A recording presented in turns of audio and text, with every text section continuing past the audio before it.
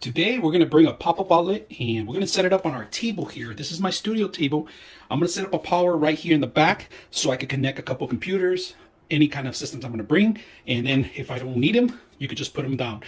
There's two USBs and then one type C. And then if you pop it out, you get 4 additional connections. If you guys can see it, these are 3-prong connections. And then they give you a long extension cord. And then this goes underneath. So we're gonna set it up right here, and you gotta have at least 7 inches off the ground.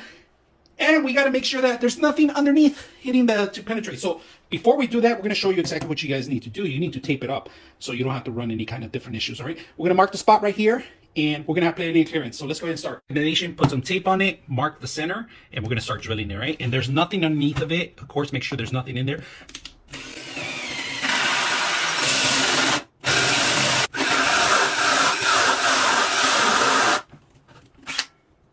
Vacuum it up.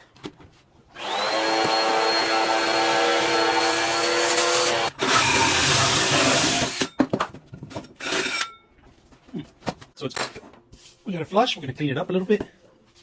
Let's screw this in the bottom now.